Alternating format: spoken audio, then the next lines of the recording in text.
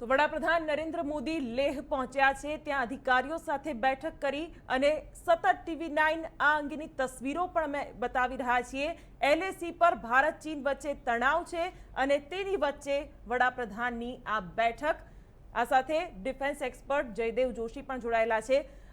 Sir, થોડીવાર પહેલા જે તસવીરો આવી, થલ સેના, વાયુસેના અને ITBPના જવાનો સાથે પણ એક ઇન્ટરેક્શન વડાપ્રધાને કર્યું, કઈ રીતે જોઈ શકાય આને?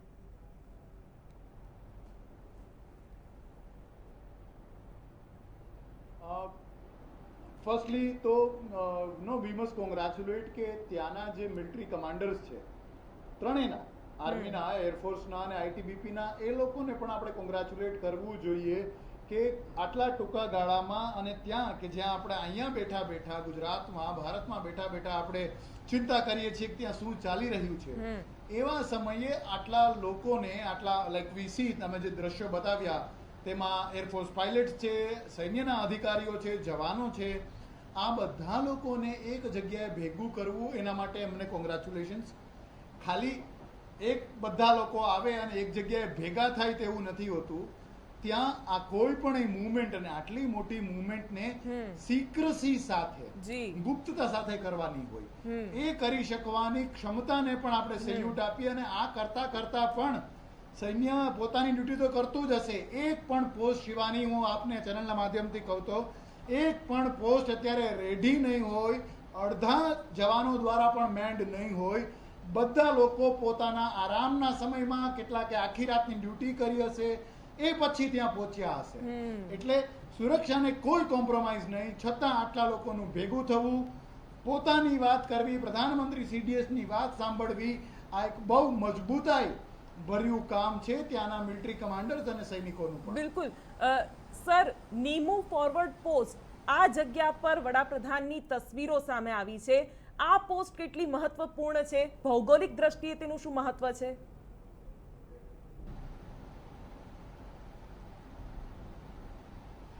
ખૂબ મહત્વની પોસ્ટ છે શિવાની। નીમુ પોસ્ટથી જ ઘણી બધી આપણી મૂવમેન્ટ્સ થાય છે અને આ આખો વિસ્તાર જે છે, આ આખો વિસ્તાર, ત્યાં બ્રિગેડ છે, એક એરફોર્સનું પણ એક બહુ મોટું સ્ક્વોડન ત્યાં છે।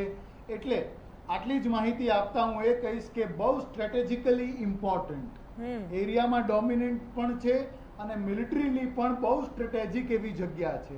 આ જગ્યાએ આ મીટિંગ કરવી એ પણ એક બહુ મજબૂત સંકેત આપે છે।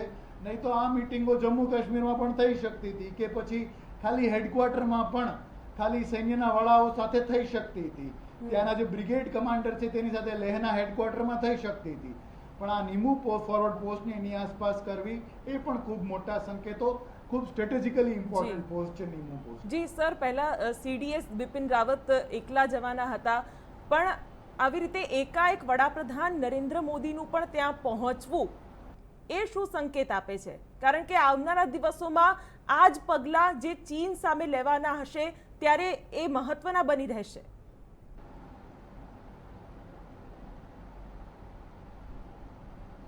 જી શિવાની, એક સામાન્ય ભારતીય નાગરિક તરીકે જો વાત કરું કે જે પોતાના ઘરમાં છે, પોતાના પરિવારનું ધ્યાન રાખે છે, અને અત્યારે કોરોના કાળમાં, કોરોનાને કારણે, આર્થિક બાબતોને કારણે કે દેશમાં બીજી કેટલી બાબતોને કારણે પોતાની તકલીફોનો સામનો કરી રહ્યો છે, એની સામે લડી રહ્યો છે, આ નાગરિક પોતાની જદ્દોજહદમાં લાગેલો છે। આપણને પણ બધાને કદાચ આપણા ઘરોમાં નથી ખબર કે બોર્ડર પર શું થાય છે। બાકીની બધી વસ્તુઓ, બાકીના બધા પ્રશ્નો પ્રધાનમંત્રી માટે જરૂરી ચોક્કસ છે, પણ ચારે તરફથી આ બધા પ્રધાનમંત્રીને, આપણા રાષ્ટ્રને આ પ્રશ્નોએ ઘેરી વળ્યા હોય, ત્યારે પ્રાધાન્ય કોને આપવું, પ્રાયોરિટી કોને આપવી? તો આમ એ પણ બહુ મજબૂત સંકેત આપે છે કે એમની પહેલી પ્રાયોરિટી છે એ છે દેશની સુરક્ષા, અને ત્યાં જવું। ત્યાં જતા જતા બાકીનું કામ તો થવાનું જ છે, પણ આ પ્રાયોરિટીમાં પણ સુરક્ષાને અગ્રીમ સ્થાન આપવું, એ પણ એક સૈનિક તરીકે અને એક નાગરિક તરીકે પણ આખા રાષ્ટ્રને સંદેશ આપે છે। આખી દુનિયા રાહ જોતી હતી, કદાચ આપણે સૌ ભારતીયો રાહ જોતા હતા કે 3-4 દિવસ પહેલા જે પ્રજાજોગ સંદેશ આપ્યો એમાં પ્રધાનમંત્રી કંઈક બોલશે ચીન માટે, કેમ ના બોલ્યા? તો ઘણાને એમ થયું કે ના ના એમણે તો ખાલી આર્થિક પેકેજની વાત કરી, પણ નહીં, ખાલી સંદેશ આપીને અટકી જવું નહીં, ખુદ ત્યાં જવું એ ખૂબ જ ઉત્સાહવર્ધક સંદેશ આપે છે. હું એ જ સવાલ પર આવવાની હતી, કારણ કે કેટલાક લોકોનો એવો પણ સવાલ છે કે સરકાર તરફથી પરિસ્થિતિ શું છે તે વિશે જણાવવામાં નથી આવી રહ્યું. રાજકીય વિવાદ પણ તેને લઈને વધ્યા છે, પણ હવે જમીની સ્તર પર શું ચાલી રહ્યું છે, સીડીએસ બિપિન રાવત સાથે ત્યાં જવું અને આ તણાવપૂર્ણ માહોલમાં દેશના વડાપ્રધાન જો ત્યાં જતા હોય તો એ રાજકીય જે હુંસાતુસી હતી તેને પણ એને એક જવાબ આપે છે.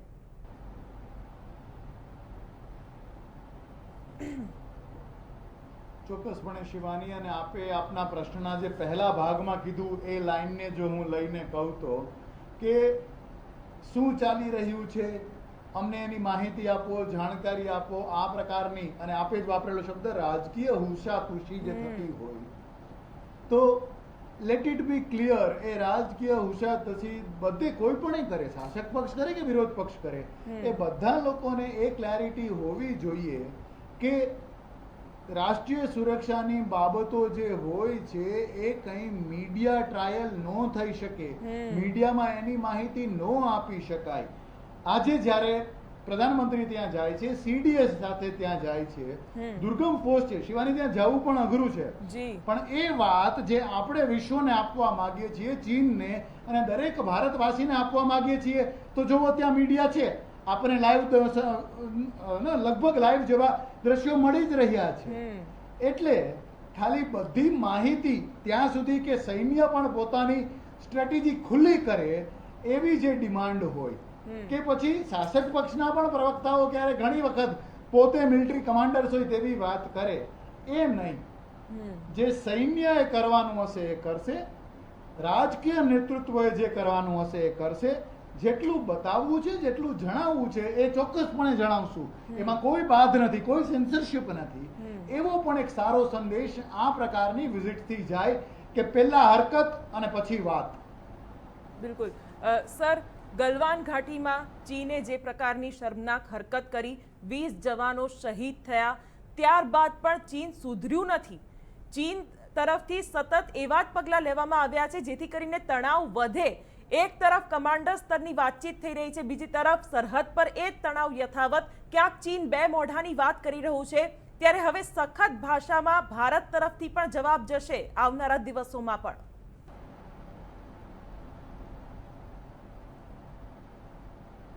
જી ચોક્કસપણે ચીનનું હંમેશા આવું રહ્યું છે શિવાની. જ્યારે વર્ષ 2005 થી 7 વચ્ચે હું અરુણાચલ પ્રદેશની બોર્ડર ઉપર હતો, ત્યારની આપને વાત કરું કે મીટિંગમાં કંઈક અલગ જ વાતો થતી હોય. અમે તેને ફ્લેગ મીટિંગ કહીએ, બે સૈન્ય અધિકારીઓ વચ્ચેની મીટિંગ, અને ફ્લેગ મીટિંગ કહેવાય. એ ફ્લેગ મીટિંગનું રિપોર્ટિંગ ભલે હોમ મિનિસ્ટ્રી સુધી પણ જાય, ડિફેન્સ મિનિસ્ટ્રી સુધી પણ જાય, પણ આપણે ત્યાં શું થાય ભારતમાં કે જે બન્યું છે તેનું જ રિપોર્ટિંગ થાય. ચીનમાં સ્થિતિ અલગ છે.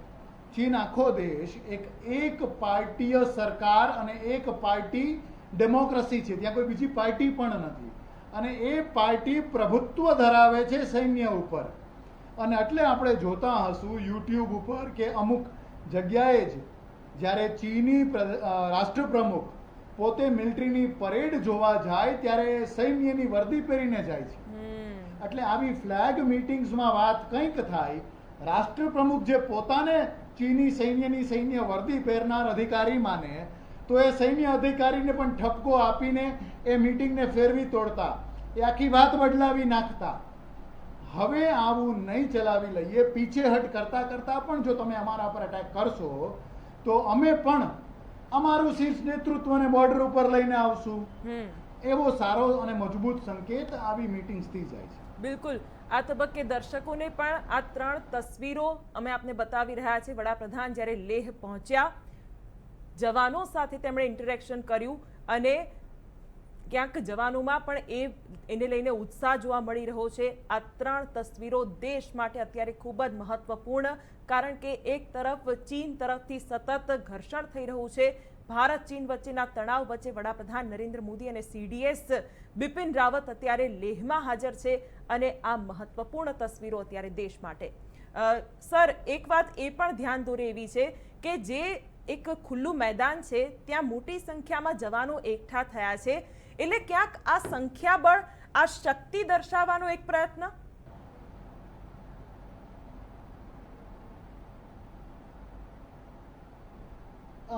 થિયેટ્રિકલી યસ શિવાની, હમ એ લોકોને કે જે લોકો કદાચ ખાલી આવી તસવીરોથી ઉત્સાહમાં આવે એમના માટે યસ ચોક્કસપણે. પણ આપણે જેવી ગહન ચર્ચા કરી રહ્યા છીએ આપણી ચેનલમાં કે પછી કોઈ પણ વ્યક્તિ જે સૈન્ય ઓપરેશન્સ ઓળખે છે જી. એ સમજતો જ હોય કે જ્યારે વાત આવે કે બ્રિગેડ, તો એક બ્રિગેડ એટલે આશરે 2,500-3,000 લોકો, એવી વાત આવે જ.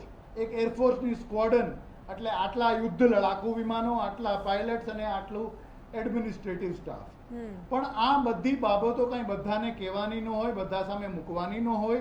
અને આવા સમયે દેશનો જુસ્સો જે બનતો હોય છે એ અમુક બુદ્ધિજીવીઓથી, કે પછી હું અમારા માટે પણ કહું, અમુક સૈન્ય અધિકારીઓના તાર્કિક વિશ્લેષણથી ના બને.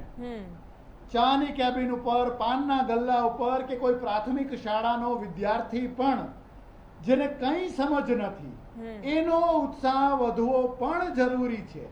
એને એ ગૌરવ આવવું પણ જરૂરી છે. એ ગૌરવ આવી બૌદ્ધિક કે તાર્કિક ચર્ચાઓથી ના થાય, એના માટે તસવીરો જરૂરી છે. અને એટલા માટે આ સંખ્યાબળની તસવીર આ દરેક વ્યક્તિને કે જેને કદાચ સૈન્ય નોલેજ નથી પણ એ ભારતનો જવાન ચોક્કસ છે, ભારત માટે દિલ તેનું ચોક્કસ ધડકે છે, તેના માટે આ તસવીરો જરૂરી છે.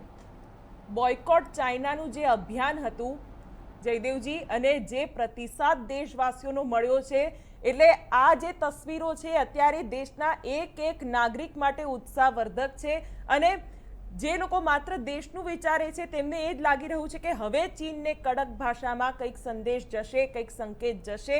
કારણ કે ચીનની જે બેધારી નીતિ છે, ગત દિવસોમાં પીઓકેમાં પણ ચીનની સેના જોવા મળી છે.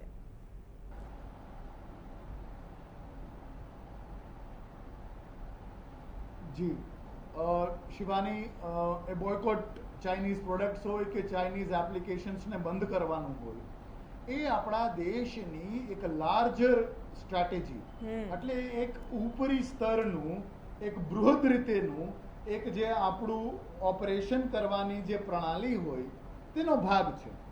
અને આવા કેટલાય નાનકડા ભાગોને ભેગા કરીને જે એક વિશાળ ચિત્ર બને, એ ભારતીય સુરક્ષા માટે, રાષ્ટ્રીય સુરક્ષા માટે જરૂરી હોય છે. હવે જો આ બધી વાતો, આ બધા નાના નાના ટુકડાઓ અલગ થલગ રીતે થતા રહે તો કોઈ યુવાનના મનમાં કે કોઈ ભારતીયના મનમાં એ પ્રશ્ન ચોક્કસ ઉઠે કે બોયકોટ ચાઇનીઝના બેનર લગાવવા દેવાથી બધું થઈ જશે, હુમલાને ખૂબ જ નિંદનીય છે તેવું કહીને અટકી જવાથી કંઈ બધું પતવાનું છે. તો તે નહીં.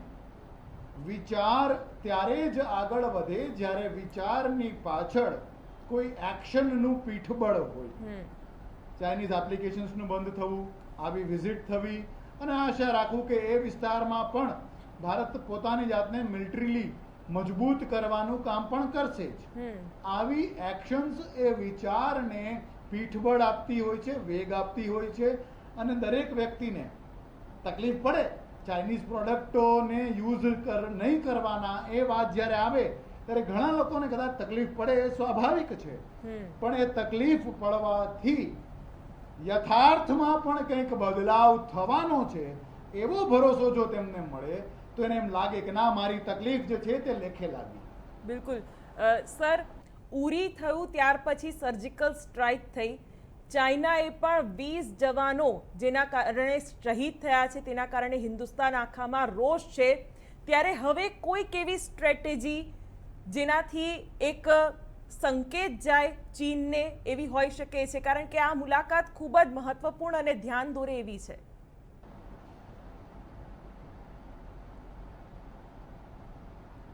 જી શિવાની, આ સ્ટ્રેટેજીના 4 કે 5 મુખ્ય ભાગો હોઈ શકે. પહેલો ભાગ છે કે આને થિયેટ્રિક્સ કહેવાય, એટલે કે આવી વિઝિટ કરવી, એના વિઝ્યુઅલ્સ, એના ફોટોઝ અને એનું પ્રેસ કવરેજ પ્રિન્ટ મીડિયાથી પણ એ જરૂરી છે. એ ચીનને કરતું રહેવું જોઈએ અને એમાં ભારત એગ્રેસિવ છે એ વાત કન્વે થતી રહેવી જોઈએ. આ એક આયામ છે.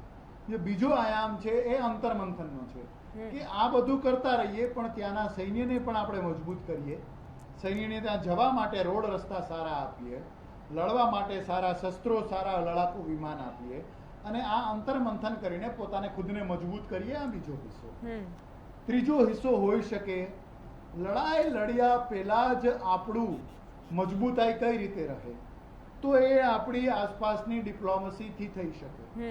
જેનો હિસ્સો હોઈ શકે પાકિસ્તાન સાથેના સંબંધો, નેપાળ સાથેના સંબંધો, મ્યાનમાર સાથેના સંબંધો. એ મ્યાનમાર કે જેણે એક સમયે ચીનની સેના માટે પોતાની ઇન્ટરનેશનલ બોર્ડરના દરવાજા ખોલી દીધા હતા અને હમણાં છેલ્લા 2 દિવસમાં મ્યાનમાર થોડું નારાજ પણ છે ચીનથી. આ બધી બાબતો. ચોથી બાબત જે મોટી બાબત છે એ છે કે ઇન્ટરનેશનલી ચીન જે જમીની વાતો કરી રહ્યું છે અને તેનાથી ટોટલી વિરોધાભાસી વાતો કરી રહ્યું છે સંયુક્ત રાષ્ટ્રમાં અને ઇન્ટરનેશનલ ફોરમ્સમાં, તેને સ્પષ્ટપણે ખુલ્લેઆમ રીતે બહાર લઈ આવવાની વાત. આ બધી વાતો, આ 4 આયામ અને 5મો આયામ કે આપણા વિરોધીઓને આપણા સમર્થક બનાવીએ અને આપણા મિત્રોને આપણા માટે કંઈક કરનાર મિત્રો બનાવીએ. ખૂબ સારી સ્થિતિ છે ભારતની કે અત્યારે રશિયા અને અમેરિકા બંને ભારતની સાથે ઉભા રહેવા તૈયાર છે, પણ આ બંનેને આંતરિક રીતે કંઈક અલગ અલગ વિચારધારા હોઈ શકે. તો ભારતની કૂટનીતિક વિજય એ હોય કે આ બંનેને સાથે લઈને ધ બેસ્ટ ઓફ બોથ, બંને પાસેનું ઉત્તમ જો ભારત મેળવી શકે તો સરહદ પર લડનાર સૈનિક અને વિશ્વ ફલક સુધી આવી 4-5 બાબતોને જોડીને એ સૈનિકથી માંડીને વિશ્વ સુધીની બાબત, આ આખી બાબતોને આંતરી લઈને આપણે એક ઓવરઓલ સ્ટ્રેટેજી 360 ડિગ્રીની સ્ટ્રેટેજી બનાવી શકીએ. બિલકુલ 360 ડિગ્રીની સ્ટ્રેટેજી સાથે હવે આગળ વધવાનું છે અને આ તસવીરો જ સૂચક છે કે હવે આવનારા દિવસોમાં ભારત તરફથી પણ એવી સ્ટ્રેટેજી કે જે ચીન જોશે અને ચીનમાં પણ એક દબાણ ઊભું કરવાનો આ પૂરો પ્રયત્ન. આ વિશે આગળ પણ વાત કરીશું. હાલ રોકાઈએ એક બ્રેક માટે.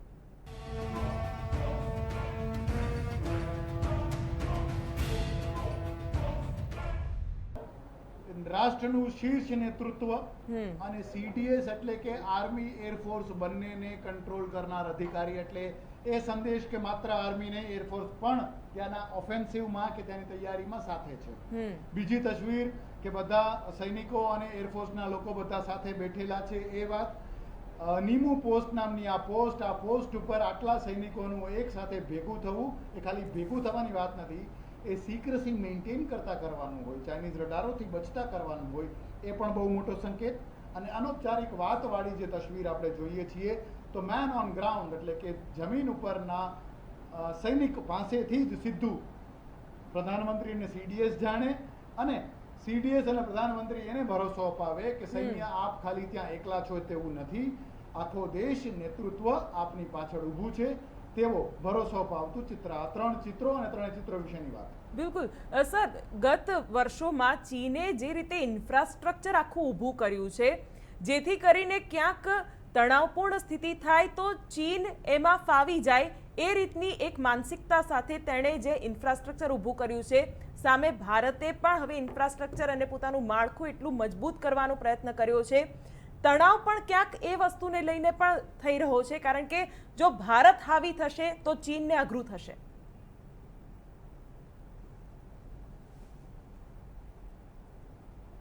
જી શિવાની, અને ફરી પાછો તમારા પ્રશ્નનો જવાબ હું મારા જ મિલિટરીના અનુભવથી અને ચીની ઇન્ટરનેશનલ બોર્ડર ઉપર અરુણાચલ પ્રદેશમાં જ્યાં હું પોસ્ટેડ હતો તેના અનુભવથી કહું તો આપણે જ્યારે સાંભળતા હોઈએ છીએ કે યુદ્ધ વિરામનું ઉલ્લંઘન થયું, ભારત પાકિસ્તાન બોર્ડર પર પણ આવું જ થાય છે.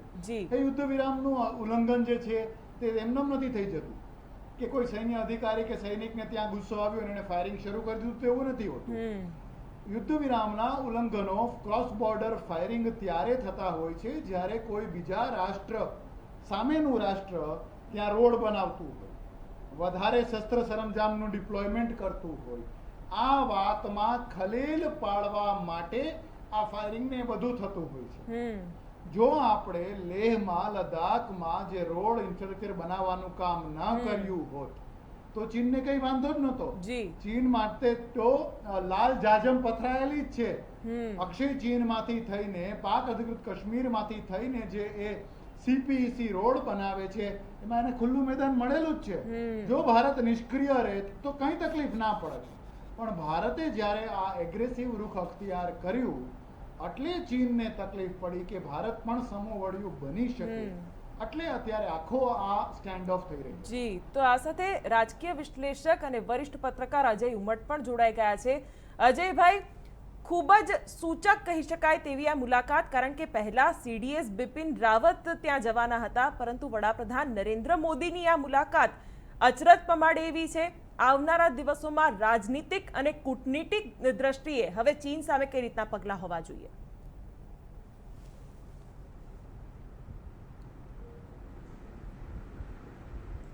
જો શિવાની, વાસ્તવિકતા એ છે કે વડાપ્રધાન નરેન્દ્ર મોદી જેવી વ્યક્તિ જો એકાએક અનઅનાઉન્સ્ડ, જેને આપણે કહીએ છીએ ને અનઅનાઉન્સ્ડ મિલિટરીની ભાષામાં, કે જે છેલ્લી ઘડીએ કહેવામાં આવ્યું હતું કે નરવણે જે છે અને chief of the defence staff જે છે એની મુલાકાત છે, પરંતુ એકાએક નરેન્દ્ર મોદી પહોંચી ગયા લેહ અને લડાખની મુલાકાતે.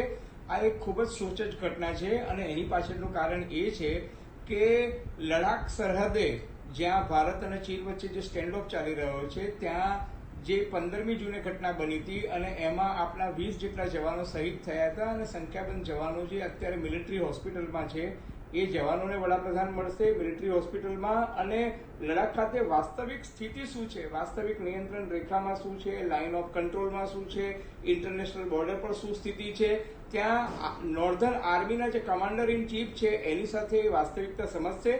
અને મુખ્ય હેતુ એ છે કે લેહ અને લડાખ કે જ્યાં 11,000 ફીટની સમુદ્રથી 11,000 ફીટની ઊંચાઈએ જ્યાં આપણા જવાનો માઇનસ ટેમ્પરેચરમાં લડી રહ્યા છે, એમનો નૈતિક જુસ્સો વધારવા માટેનો આ એક પ્રયાસ છે.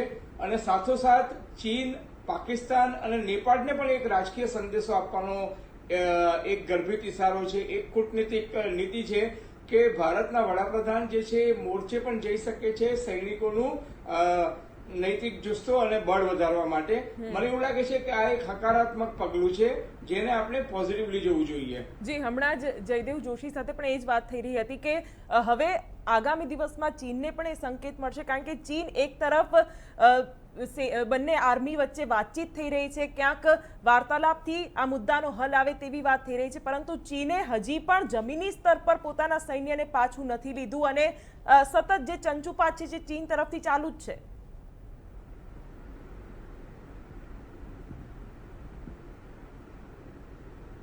બહુ સાચી વાત છે શિવાની. તમે જુઓ કે પાછું હટવાનું તો એ લોકો નામ જ નથી લેતા. એમણે પણ આ વસ્તુને પોતાની પ્રતિષ્ઠાનો પ્રશ્ન બનાવ્યો છે. હકીકત એ છે કે જ્યારે ભારત અને ચીન વચ્ચે લશ્કરી અધિકારીઓ વચ્ચે જે મંત્રણા થઈ ચૂકી હતી એમાં એ લોકોએ શબ્દ વાપર્યો હતો ડિસએન્ગેજમેન્ટ. એનો અર્થ એ થાય છે કે બંને પોતપોતાની સરહદમાં પાછા વળી જવું અને લાઇન ઓફ કંટ્રોલ જે છે એના પર કોઈ પણ જાતની સંઘર્ષ કે ઘર્ષણની સ્થિતિ હોય એને નિવારવી જોઈએ. એનો અર્થ સાફ હતો કે ચીને પોતાના લશ્કરને સૂચના આપી હતી કે એને પોતે પાછું ઘટી જવું જોઈએ, જે ઘટનાક્રમ ડોકલામમાં થયો હતો 2017માં. અને એ પછી અરુણાચલ, સિક્કિમ, ઉત્તરાંચલ સરહદે ઘણી વખત ચીની સૈનિકો ઘૂસી જાય છે અને પછી ભારત અને એમની વચ્ચેની મુઠભેડમાં એ લોકો પાછા પણ હટી જાય છે. પરંતુ આ વખતે પેંગોંગમાં એ લોકોએ પોતાના બોર્ડ મૂકી દીધા છે કે અહીંથી ચીની સરહદ શરૂ થાય છે. એ ઘટનાક્રમ મને બહુ ચિંતાજનક લાગે છે. એનો અર્થ એ કે પેંગોંગ, લડાખ, ગલવાન વેલી નો જે ફિંગર 4, ફિંગર 5 વચ્ચેનો વિસ્તાર છે જે ભારતની સરહદનો છે એની પર પોતાનો કબજો દર્શાવવા માંગે છે ને એ લગતા એમને બોર્ડ મૂકી દીધા છે. અને લશ્કરના વડાઓની વચ્ચે મંત્રણા થઈ હોવા છતાં એ લોકો પાછું હટવાના નામ નથી લેતા. એટલા માટે મને એવું લાગે છે કે સંઘર્ષ થઈ શકે. બિલકુલ. જયદેવજી, આ વિશે શું કહેશો? કારણ કે સંઘર્ષપૂર્ણ માહોલ તો દેખાઈ જ રહ્યો છે, કારણ કે ચીન તરફથી કોઈ પણ એવા પગલાં નથી લેવાયા કે જેથી તણાવ ઓછો થાય. ગ્લોબલ ટાઈમ્સ પણ ગમે તે છાપી રહ્યું છે કે અન્ય દેશો ભારતને ઉશ્કેરી રહ્યા છે. આ પ્રકારના શબ્દોનો જ્યારે ગ્લોબલ ટાઈમ્સ જેવા અખબારોમાં ઉલ્લેખ થતો હોય ત્યારે તણાવ વધવાની શક્યતા વધારે છે.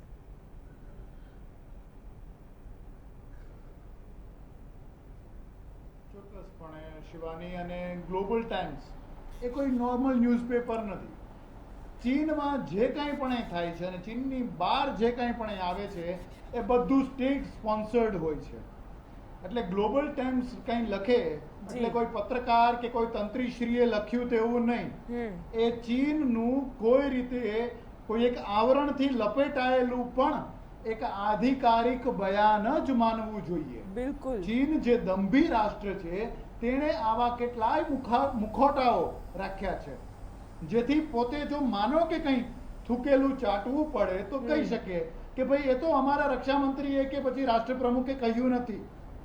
પણ આવું કરવાથી જે મિલિટરી સ્ટ્રેટેજીમાં એક શબ્દ વપરાય કે ધ લેડર ઓફ એસ્કેલેશન, એટલે કે સામે સામે ઘર્ષણ જે વધે તેની જે સીડી જે છે એ સીડીમાં એક એક પગથિયું ચીન ઉપર જઈ રહ્યું છે. જી. આ વાતને તેણે ખાલી, જેમ મેં પહેલા પણ અગાઉ કીધું તેમ શિવાની, આ થિયેટર ઓફ ઓપરેશન લદ્દાખ ને કે ગલવાન વેલીને સીમિત નથી રાખ્યું. એ સીધી ભેગા ભેગી સિક્કિમ અરુણાચલની વાત પણ કરે, સીધી અમેરિકા ભારતને મદદ કરે છે અને એટલે ભારત આવી રીતે બૂસ્ટઅપ થયું છે એ વાત કરે. એમ કરીને એક નાના એવા સૈનિકોની શહીદી, હું પોતે પૂર્વ સૈનિક છું, સલામ છે, પણ આ એક એવો મુદ્દો જે ત્યાં ને ત્યાં મિલિટરી મીટિંગથી સોલ્વ થવો જોતો હતો. તે તમે અમારા સૈનિકોનો જીવ લીધો, તમારા સૈનિકો પણ ખુવાર થયા, એટલાથી આપ અટકતા નથી. આ લેડર ઓફ એસ્કેલેશન આપ ચડો છો, ઉશ્કેરણી કરો છો, ભારતે જવાબ આપવો પડે.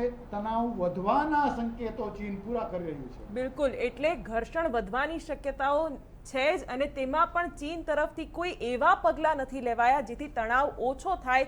તેની વચ્ચે વડાપ્રધાનની લેહ મુલાકાત, જે ઘણું બધું કહી જાય છે. આગળ પણ તેના વિશે વાત કરીશું. હાલ રોકાઈએ એક બ્રેક માટે.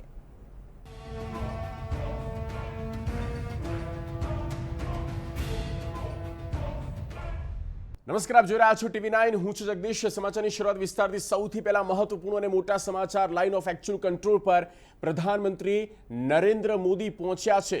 લદ્દાખની મુલાકાત પર પ્રધાનમંત્રી નરેન્દ્ર મોદી. ભારત અને ચીન વચ્ચેના તણાવને કેટલાક દેશો વધારે મહત્વપૂર્ણ સમજી રહ્યા છે. ભારત ચીન તણાવ પર સૌથી મોટા સમાચાર, અને આ તમામની વચ્ચે વડાપ્રધાન નરેન્દ્ર મોદી લેહની મુલાકાતે પહોંચ્યા છે. અત્યારે લેહના નિમુમાં છે. વડાપ્રધાન નરેન્દ્ર મોદી અને જવાનો સાથે પણ તેમણે ચર્ચા કરી છે, તેમની મુલાકાત લીધી છે. TV9 સૌથી પહેલા આ અંગેના સમાચાર આપ્યા હતા. તો જે દ્રશ્યો મેં આપને બતાવી રહ્યા છે, લગભગ આ જ તસવીર એ છે કે જ્યાં પ્રધાનમંત્રી નરેન્દ્ર મોદી પહોંચવાના છે અને સમગ્ર પરિસ્થિતિનો તેઓ જાતે ગ્રાઉન્ડ પર ઉતરીને તાગ મેળવવાના છે. અત્યારે હાલમાં પ્રધાનમંત્રી નરેન્દ્ર મોદી પહોંચી ચૂક્યા છે લદ્દાખમાં, અને જે નિમુ ફોરવર્ડ પોસ્ટ આવેલી છે, લગભગ સમુદ્રથી 11,000 ફૂટની ઊંચાઈ છે તેની, અને ત્યાં આ નિમુ ફોરવર્ડ પોસ્ટ પર પ્રધાનમંત્રી નરેન્દ્ર મોદી મુલાકાત કરવાના છે. તેમની સાથે CDS પણ જોડાયેલા છે.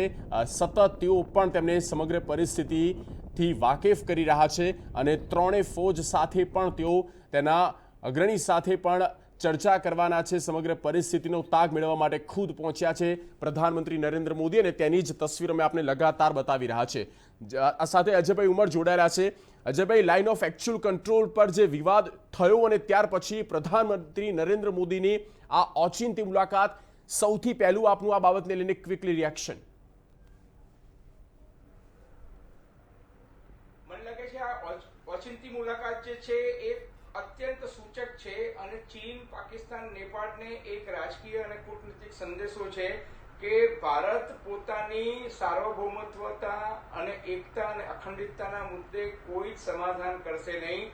ચીનની દાનત એ છે કે ભારત નમતું જોખે ચાઇના પાકિસ્તાન ઇકોનોમિક કોરિડોર અને ચાઇનાનો જે એક અત્યંત મહત્વાકાંક્ષી પ્રોજેક્ટ છે જેને કહે છે વન બેલ્ટ વન રોડ, જે લેહ, લડાખ, ભારત ઓક્યુપાઈડ કાશ્મીર અને પાકિસ્તાન ઓક્યુપાઈડ કાશ્મીર એ વિસ્તારમાંથી પસાર થવા માંગે છે, અને ચીનની દાનત એ જમીન પડાવવાની છે જેથી એ ત્યાંથી રેલવેનો અને રોડનો માર્ગ તૈયાર કરી શકે, અને ચીન કે જે જગતની ફેક્ટરી ગણાય છે એનું મેન્યુફેક્ચરિંગ ત્યાંથી થાય. ત્યાંથી એ માલ જે છે એ ભારત, પાકિસ્તાન, બાંગ્લાદેશ, અફઘાનિસ્તાન થઈ અને યુરોપ અને બ્રિટનના માર્કેટમાં પહોંચી શકે, રશિયા જઈ શકે. એટલે ભારત જે છે ચીનને આડખીલી રૂપ લાગે છે. ભારત જે છે એ રસ્તો આપવા તૈયાર નથી, અને એટલા માટે ચીન જે છે એ ભારતનું કાંડું આમળવાની કોશિશ કરે છે.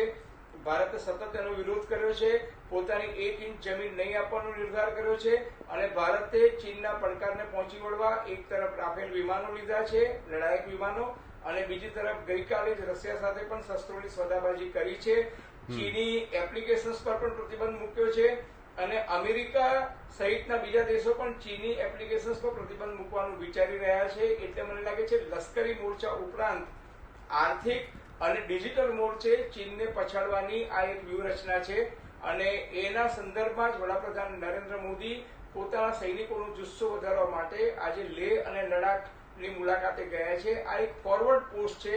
ત્યાં જઈ અને પોતાના જવાનોને એક સંદેશો આપવા માંગે છે કે સમગ્ર ભારત દેશ તમારી પડખે છે. બિલકુલ, આ સાથે જયદેવભાઈ જોશી પણ જોડાયેલા છે, જેઓ રક્ષા વિશેષજ્ઞ છે.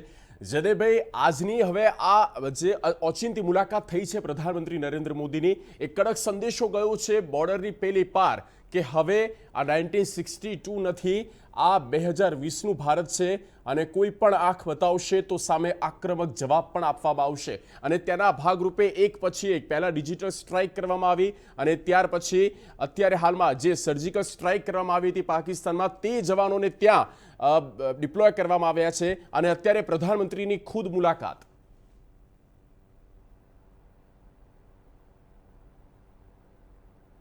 જી જગદીશ, ખૂબ સારી આ ઘટના છે અને આપે જે આપના પ્રશ્નમાં 2-3 વાતો કરી, 2-3 શબ્દોને હું લઉં અને એના આધારિત હું એક આપને ઉત્તર આપું તો કે ખાલી ચાઇનીઝ એપ્લિકેશન્સને બેન કરવાથી શું બધું થઈ જશે કે નહીં.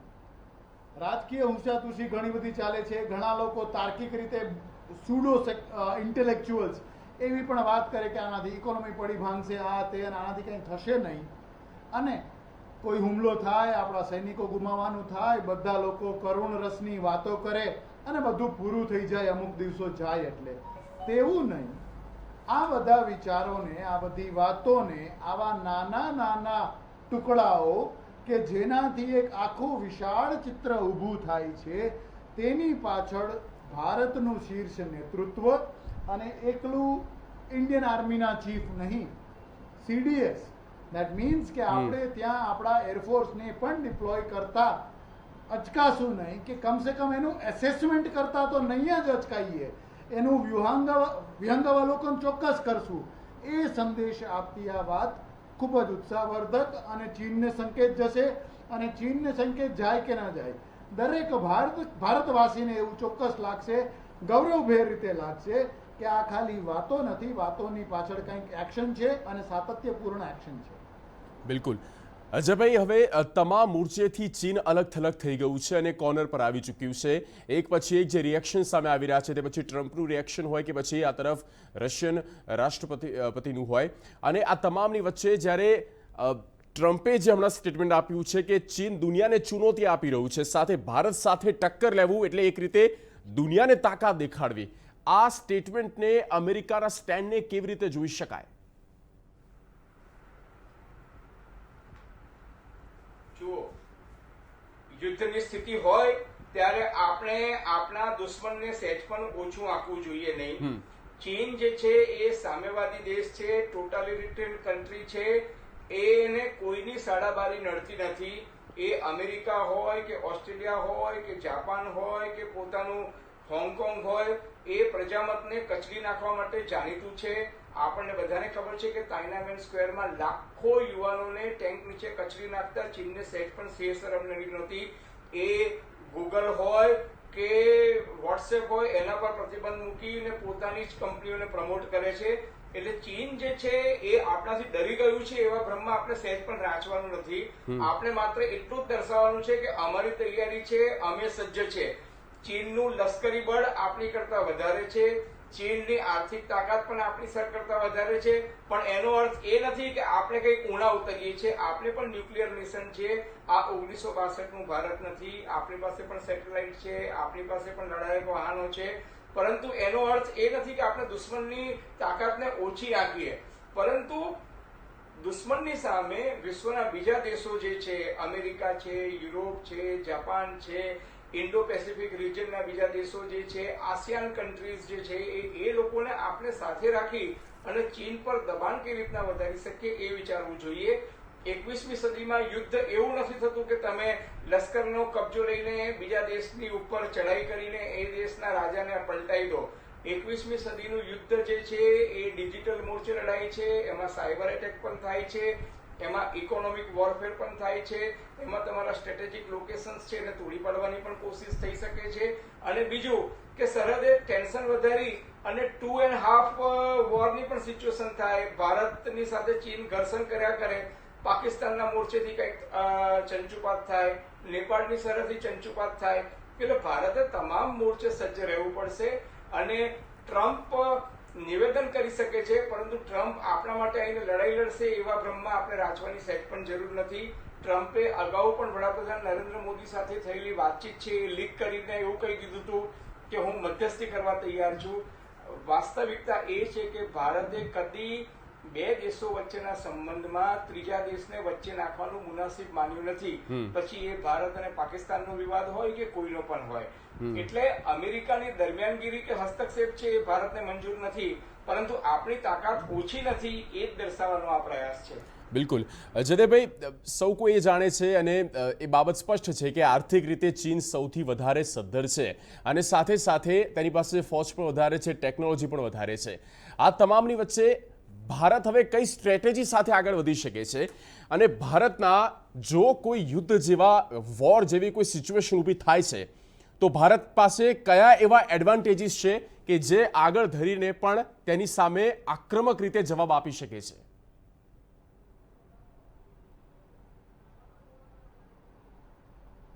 જી જગદીશ, ખૂબ આપે સરસ પૂછ્યું.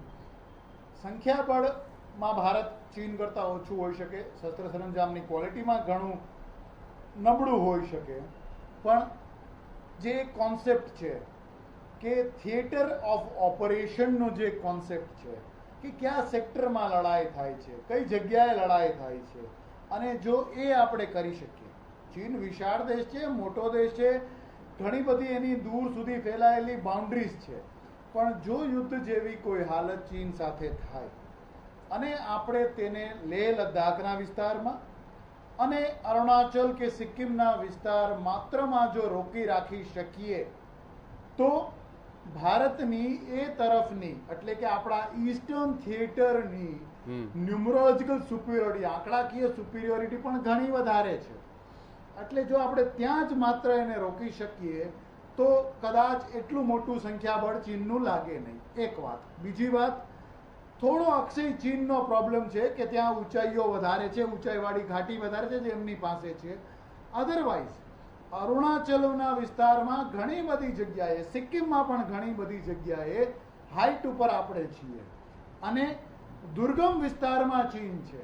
ભારતે ત્યાં જો જવું હોય અને હવે આપણી પાસે સેલ્ફ પ્રોપેલ્ડ આર્ટિલરી એટલે કે સ્વચલિત તોપો પણ છે, તે 40 કિલોમીટર દૂર સુધી ફાયર કરી શકે. આમનું ડિપ્લોયમેન્ટ અરુણાચલ સિક્કિમમાં કરવું શક્ય છે, થયેલું છે, મેં પોતે ત્યાં શરૂ કરેલું છે, એ થઈ શકે. લેહ લદ્દાખમાં આપણે રોડ બનાવીએ છીએ, થોડા ઇન્ફ્રાસ્ટ્રક્ચરલી સ્ટ્રોંગ થઈ જઈએ તો કદાચ એ મૂવમેન્ટનો અને શસ્ત્ર સરંજામનો પણ જે એડવાન્ટેજ ચીન પાસે છે તેને નકારી અને ભારત આગળ વધી શકે તેમ છે. ઠીક છે. અત્યારે મહત્વપૂર્ણ બાબત એ છે કે લાઇન ઓફ એકચ્યુઅલ કંટ્રોલ જ્યારથી વિવાદમાં આવી છે ત્યાર પછી આજનો દિવસ અને આજની ઘટના સૌથી મહત્વપૂર્ણ. આ બંનેનો આભાર આ ચર્ચામાં જોડાવા બદલ અજયભાઈ ઉમટ અને જયદેવભાઈ જોશી. ચર્ચામાં આગળ પણ વધીશું અને આ અંગે પણ આગળ પળે પળની અપડેટ આપણા સુધી પહોંચાડીશું કે line of actual control Leh Ladakh ત્યાં શું થઈ રહ્યું છે તેની પળે પળની અપડેટ આપણા સુધી પહોંચાડીશું. હાલ એક બ્રેક.